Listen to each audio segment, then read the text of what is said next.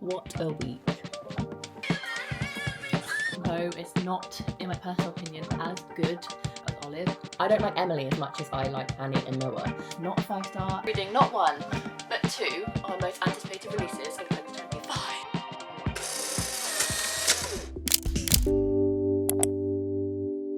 Hi guys, it's Rachel and welcome back to another reading vlog. This reading vlog is going to be a hell of a ride and I'm so excited because we're reading not one, but two of our most anticipated releases of 2025.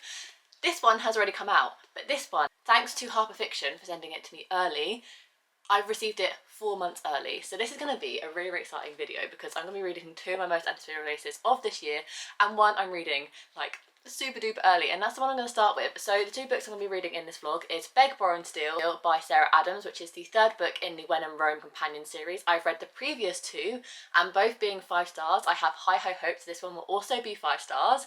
I'm really excited to get to it, but I'm not going to start it first. The book that I am going to start first is my most anticipated release of the entire year, and that is Table for One by Emma Gannon. If you didn't know, hi, I'm Rachel. I'm absolutely obsessed with Olive by Emma Gannon. This beauty right here, I've read it 4 times now and it just gets better every single time I read it. So when I found out that she had a book coming out this year, I was so excited. I pre-ordered it instantly. It comes out on April 25th. It is currently January 17th.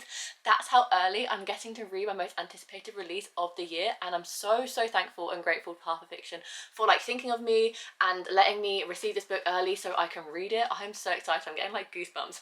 But if you didn't know, this book basically follows our main character. I don't know if the main character's name is on the blurb. I don't think it is, but she basically breaks up with her longtime boyfriend, and the story basically follows rediscovering herself again and how to live as a single person and really thrive and enjoy your own company, and hence why it's called Table for One. It basically says a woman sits alone in a restaurant window. Is she waiting for someone? Has she been stood up? No one knows the real story or that she's in the very best company, just her and a table for one.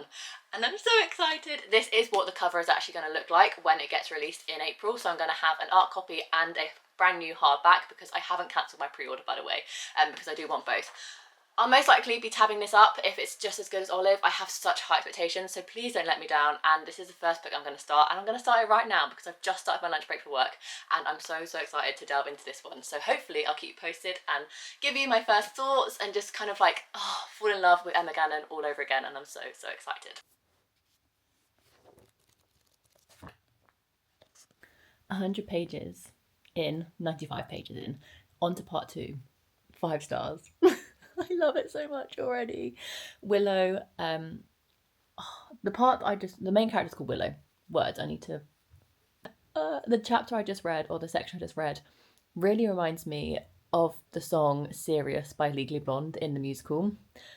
It was hilarious, but also like gut-wrenching, and I feel like part 1 was the setup of the characters, of like getting to know Willow, the main character, and her boyfriend Dom and her friendship group, and now part 2 I think is where we're really going to start delving in to the self-discovery, the self-love, and living this like amazing single life, and I cannot wait to delve in deeper. I'm loving it so much. This song. If you didn't know, Legally Blonde is one of my favourite musicals. I've seen it about 8 times. So the fact that that scene really reminded me of the scene in the musical made me so happy. And I think maybe it is just kind of like not loosely based off Legally Blonde, but like there's that same sort of like character arc and story arc in terms of like in a relationship, it doesn't work out the way you expected. You were expecting a ring, you were expecting an engagement, you're expecting the house, you're expecting the kids, and then all of a sudden, out of complete nowhere, the boyfriend breaks up with you and you're just kind of left being like, well, now, yeah, it's sad, and you kind of get over and you grieve the relationship that you thought you were going to have, so you then get over it. And then you end up just living your best life being single and everything working out for you the way that life should always work out for you. And it just clicked. It just really reminds me of Legally Blonde. So yeah, I'm really enjoying it. I cannot wait to continue reading.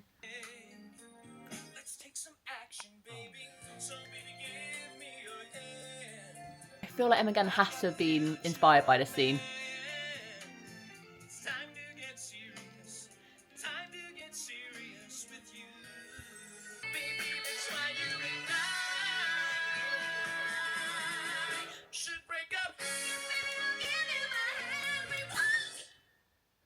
You're breaking up with me? I thought you were proposing.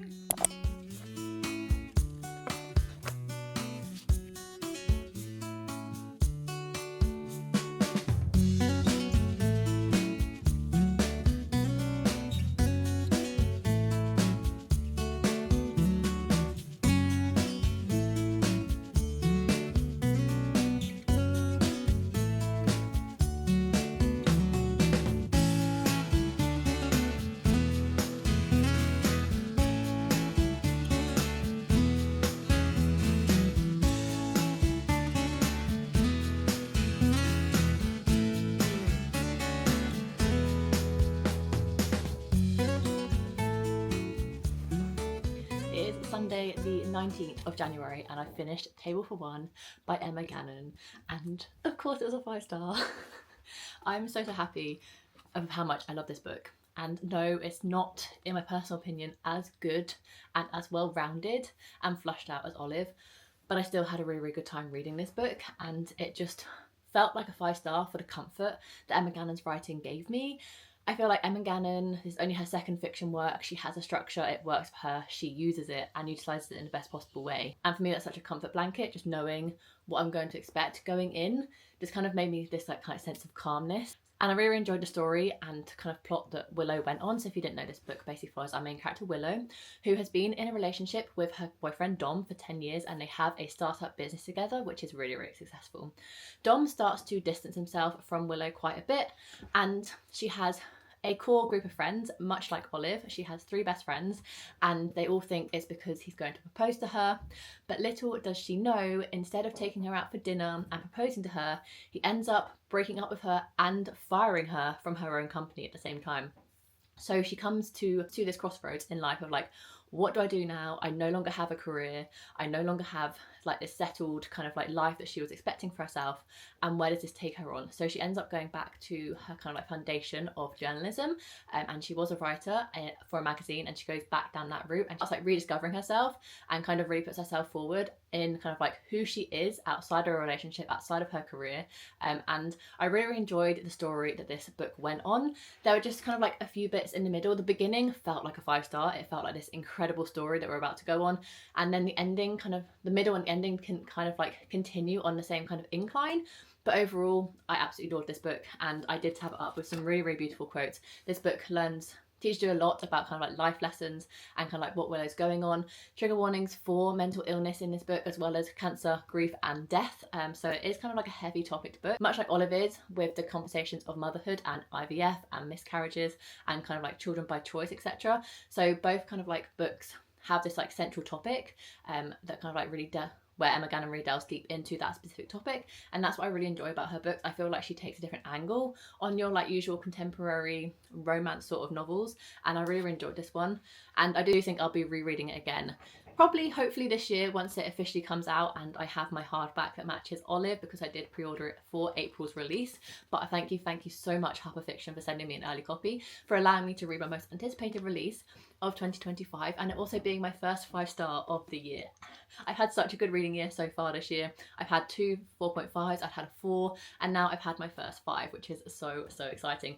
And we're going to stay on that trajectory because Mark is currently downstairs in the kitchen, if you can hear any noises, because he is making spag bowl for dinner. So I'm going to cozy up on the sofa and read my next 5-star prediction for this vlog, which is Beg, Borrow or Steal by Sarah Adams. It's the 3rd book in the When in Rome series. I don't know if this is the last one. I really hope it isn't the last one, but I'm going to delve in nevertheless. When in Rome and Practice Makes Perfect were both 5 stars for me, so fingers crossed.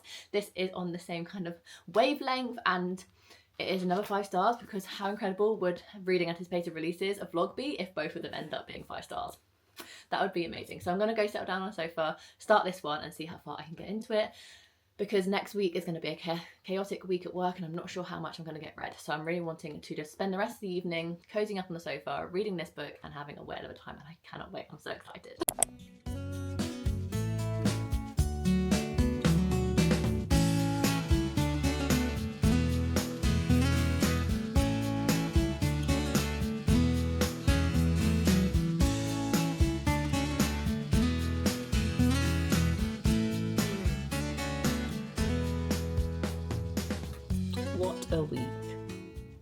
What a week. On the 10th of January, just as a little rewind catch up, on the 10th of January I got rear-ended on the way to the dentist. So my car went in for repair. I've had a hire car, it's all been fine. And then this Monday, so 5 days ago, I got a call from the Total Loss team saying my car is too expensive to repair and they are going to scrap it. I'm not gonna cry. I've had my Fiat for 10 years. It's my first car since I passed my test. It's done a lot of miles. I say a lot compared to some people, it hasn't really done that many miles, but it's done a lot for me. And I feel like every time you get rid of a first of something, it's always quite sad. So I've had a difficult week, not only emotionally in terms of like having to say goodbye to my car, going to it for the final time at the salvage kind of like scrapyard and picking out all of my belongings from it, because obviously I took it in. It got picked up to get repaired, so I left my phone cable in there, I left my de-icer, my scrapers, other things like that, spare car key, batteries, etc. So I left it all in there expecting just to get my car back, so I had to go visit it and pick up all my belongings from it and drop off the spare key because I'm never going to drive it again, which is so sad. And so it's been an emotional week in just terms of like having to say goodbye to my car and kind of come to the realisation that I'm never going to drive my first ever car again. And then also having to do all the adult stuff that relates to it, contacting the DVLA, contacting the salvage team, making sure that they're on track, contacting my hire car team and getting my hire car extended because I don't currently have a car, and all that fun stuff, and looking at new cars to buy, because you know what, you only get your hire car for 7 days after your written off payment comes through, or you get a new car. So it's been a quick turnaround in looking for new cars and all that fun stuff. It's not been fun at all. So it's been a very busy week and I haven't really had that much time to read this week. So I'm a little bit behind on this reading vlog and my TBR for the week, but I am going to come in with an update. I can't actually remember whether I came in and said that I finished Table for One by Emma Gannon. I think I must have done, because I finished it in like 3 days, and I think I did. But if I didn't, it was 5 stars. It was amazing. I loved it.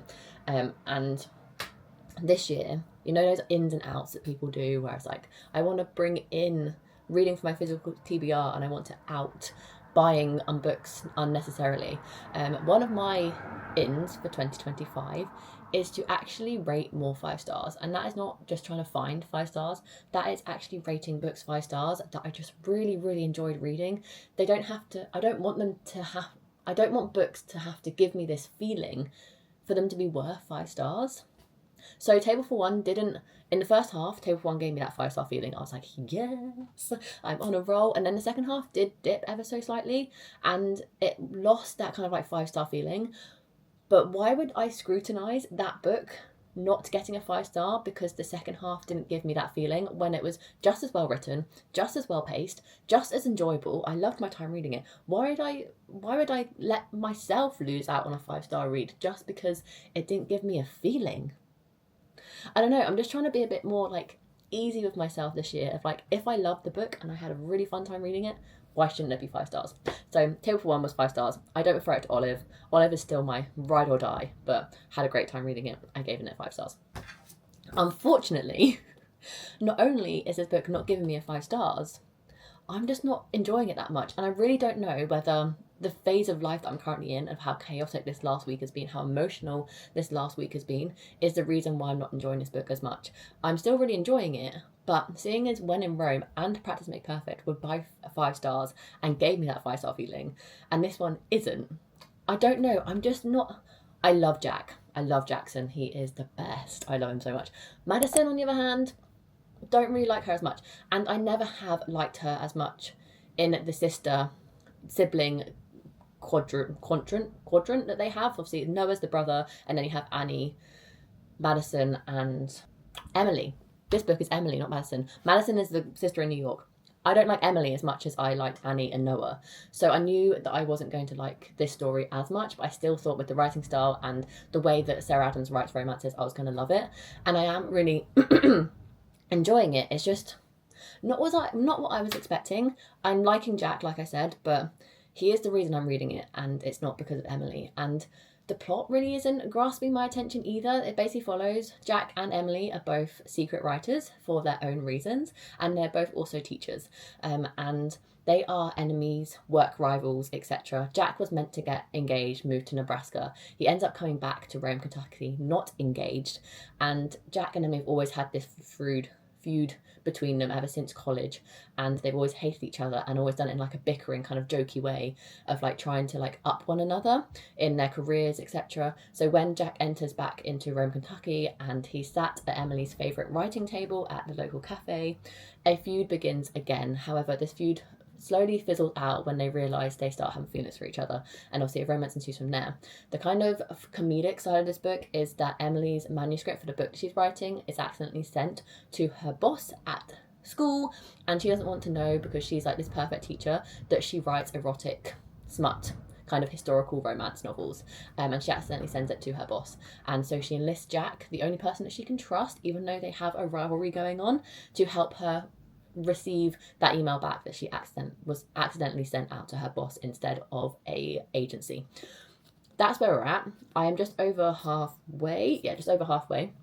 Like I said, I'm enjoying it, but I don't know, it's not giving me practice make perfect Ren and Rome vibes, which I'm really sad about. I think it's because there isn't that much sister bonding in this book either. You get a little bit of Annie, but you don't really get a Noah, and obviously you don't get a Madison because she's in New York. So you don't even get Amelia that much. You had a little bit, but not enough for me, and I'm really sad. And I want to blame it on the chaos that this week has been, and how much of like just mental capacity this week has taken out from me, as to why I've not loved this book so much. And maybe I've sadly read this book at the wrong time because of the life that I've currently had to be dealing with. But yeah, I really thought because of the life that I've had to deal with this week, this would be a nice kind of like respite and like easy read, an author that I love, characters I already know and love, but I don't know whether it's hindering my experience or not, sadly. But that's where we're at. I'm really hoping to finish it today. And hopefully I will, because I just filmed a really, really exciting video and I have another book to add to my January TBR. I've read, just as a little like monthly update, it's the 24th of January, so we have 7 days left, a week left of the month. I have read 6 books so far. I still have another 7 books to read of my TBR, books for videos I still want to film, etc. So there's a lot of reading left to do. I'm hoping next week is a little bit more chill in terms of like the adulting that I have to do. So hopefully I can get my reading groove back, but this week really hasn't been my reading vibe, and that's absolutely fine. I just feel like this book has sadly suffered because of it. But I'll let you go because I've been rambling for 8 minutes, and I'll keep you posted.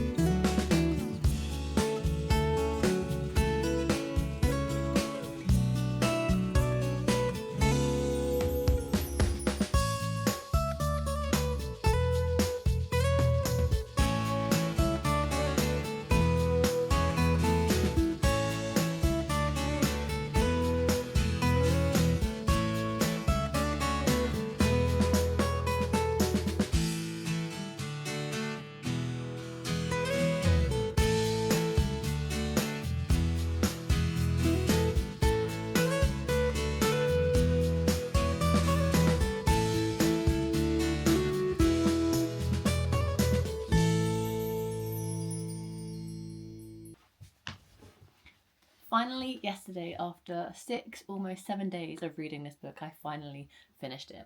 Obviously, I gave you the update of how chaotic my life has been recently, which is why I read this book so slowly, and which is why I think this book is not a 5-star, and it turned out to be a 4-star. I still really enjoyed it. It didn't grasp me. I didn't enjoy the plot as much. I didn't enjoy the characters as much as When in Rome and Practice Makes Perfect, which obviously both of those got 5 stars and this one got a 4. Is it the time that I read it? Potentially. Is it just the fact that I wasn't that engrossed in Emily's personal story than I was in Annie's or Noah's? I think that definitely has a aspect to play to as well, because I didn't feel as connected to Emily as I have done in previous Sarah Adams books with different characters. But I still enjoyed this one. I loved Jackson as the love interest. I thought he was like very much the boy fell first, and if that's a trope that you like, I think you'd really enjoy this book. And the writing was easy, the smut was good. I enjoyed just being back in this world with these characters. When I did get hints at Annie and Will and Noah and Amelia, I did really enjoy it. but when it just became about Emily's personal story, I wasn't as gripped as I wanted to be, which is very sad. But overall, I enjoyed it. I gave it a 4-star. It's still one of my favourite kind of like romance companion series. This one just sadly is my least favourite out of the 3 so far. I'm really hoping we get Madison's story at some point as well, kind of giving the kind of like final roundup of this kind of like quartet of siblings, which would be really, really lovely. But obviously I haven't had any like announcement or anything for that yet. To come in and say that I finished this book, and I'm very, very happy to finally have read it, as it was one of my most anticipated releases of 2025, which is what this whole video was obviously about. And I did obviously read Table for One as well earlier in the week, and I'm so glad I read that book when I did, because if I'd read this Table for One during the weeks I had, I don't know, it could have ended disastrously. But we had a 5-star and a 4-star in this reading vlog, so I cannot complain. My January reading is still top notch. I'm still loving everything that I'm reading so far this year. So if you enjoyed this video, make sure you give it a massive thumbs up and subscribe down below to see future content from me. I do anything from weekly reading vlogs, monthly TBRs, monthly wrap-ups, and any other content that you can think of on each channel, so make sure you subscribe so you don't miss any. Leave a comment down below what your most anticipated release is of 2025, and have you read it yet, and did it live up to your expectations? Let me know and let's chat in the comments. And without further ado, I'll see you in my next video. Bye guys.